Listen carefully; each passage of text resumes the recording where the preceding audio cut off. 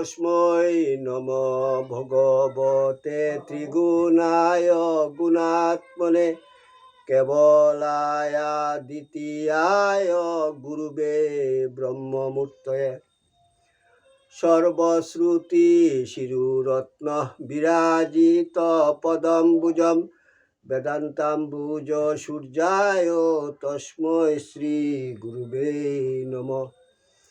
মুকং করতি বাচালং পঙ্গুং লঙ্ঘয়তে গিরিম যৎকৃপা তমহং বন্দে পরমানন্দ মাধবম।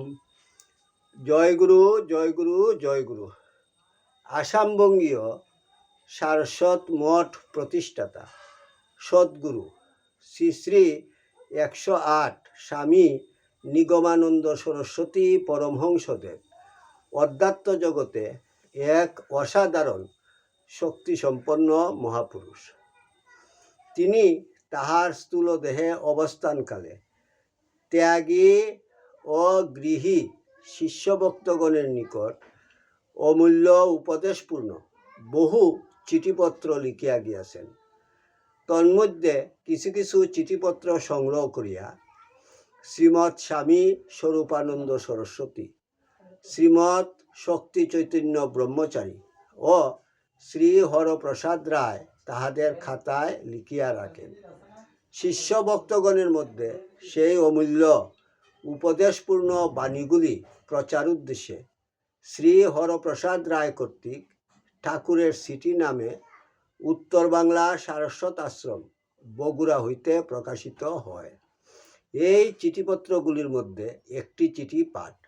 ঠাকুর, তোমার চিঠি পাঠ তোমার শ্রীচরণেই সমর্পণ করিলাম। নত্তা নিগমানন্দস্য গুরু শ্রী পাদ পঙ্কজম তনুমি তৎকথামৃতম তপ্ত জীবন শীতলম। জয় গুরু, জয় গুরু, জয় গুরু।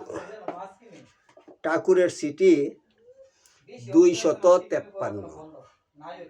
নীলাচল কুটির, পুরী, উড়িষ্যা। তারিখ 8/2/1334 বঙ্গাব্দ। কল্যাণ বরেষু পরম সুভাষিসাং রাসয় সন্তু নিত্যম। গতকল্য তোমার পত্র পাইয়া সকল সমাচার অবগত হইলাম।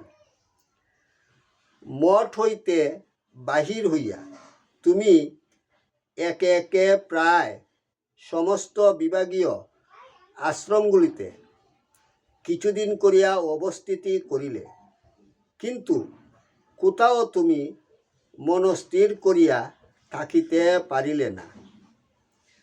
আমি মনে করিতাম অধ্যক্ষদের সহিত মনান্তরই তাহার একমাত্র কারণ। তাই এবার তোমাকে স্বাধীনতা দিয়া বগুড়া আশ্রমের অধ্যক্ষবার অর্পণ করিয়াছি। আশা ছিল এর ন্যায় তুমিও আপন জ্ঞান করিয়া বগুড়া আশ্রমের উন্নতিকল্পে আত্মনিয়োগ করিবে। কারণ আমার কার্যে আত্ম উৎসর্গই তোমাদের জীবনের যখন লক্ষ্য। কিন্তু তোমার পত্রে হতাশ হইলাম। প্রায় 11 বৎসর তুমি আশ্রম জীবনযাপন করিতেছ। এই দীর্ঘ সময়েও তোমার চিত্ত সংযত বা লক্ষ্য স্থির হইল না। আর কবে কি হইবে? আর কবে তুমি আমার আপনজনের ন্যায় আমার স্বহস্তে অনুষ্ঠিত মঠ ও আশ্রমগুলিকে আপন মনে করিয়া তাহার কাজে জীবন উৎসর্গ করিবে? অন্তত একটি আশ্রমের ভার লইয়া আমাকে নিশ্চিন্ত ও তৃপ্ত করিবে? চিরদিন কি মনের দ্বারাই চালিত হইবে?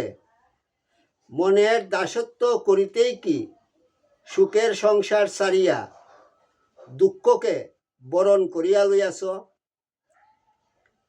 গুরুর মনের মতো হওয়া কি এতই দুঃসাধ্য? আমার মনে হয় আশ্রমের অর্থ সংগ্রহ ও আমার সঙ্গে গৃহস্থের বাড়ি ঘুরিয়া ঘুরিয়া তোমার মন উড়ু উড়ু হইয়া গিয়াছে। একনিষ্ঠভাবে কোনো কার্যে মন বসিতেছে না, কেবল চঞ্চল ও বিশৃঙ্খল হইয়া তোমাকে লক্ষ্যচ্যুত করিতেছে।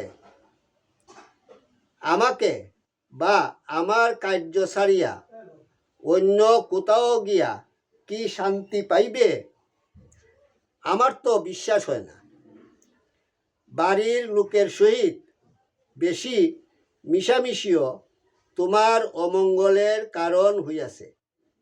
তুমি তোমার মন বুঝিতেছ না, তাই বিক্ষিপ্ত চিত্তে অশান্তি পাইতেছ। আমি আর তোমাকে বিশেষ উপদেশ কি লিখিব? আজ 10 বৎসর আমার সঙ্গে থাকিয়া আমার কথা শুনিতেছ, বয়সও হইয়াছে, আর তো উদ্যত যুবক নহ। নিজের ভালো মন্দ বুঝিয়া চলো। আমি আর কি বলিব? যদি নিতান্ত আশ্রমে থাকিতে না পারো, লোকসঙ্গ ত্যাগ করিয়া কোনো নিবৃত্ত স্থানে সাধন ভজন লইয়া মনের সহিত বুঝাপড়া করিয়া দেখো। আমি জোর করিয়া তোমাকে আটকাইয়া রাখিতে চাই না। তুমি তোমার ভালো মন্দ নির্দেশ করিয়া লও। সংসার ত্যাগ সার্থক করো। আমি কাহাকেও পত্রাদি লিখি না, অনেকে অনুমতি চাহিয়াও পায় নাই। সুতরাং তোমাকে যে পত্র লিখিলাম, সম্ভব হইলে গোপনে রাখিও। অত্র মঙ্গল। আশীর্বাদ করিতেছি, তোমার শুভবুদ্ধি উদ্বুদ্ধ হোক। ইতি শুভানুদ্দায়ী শ্রী নিগমানন্দ। ওং যদস্করং পরিভ্রষ্টং মাত্রাহীনং চ যদ্ভবেৎ তৎসর্বং ক্ষমতাং দেব প্রসীদ পরমেশ্বর।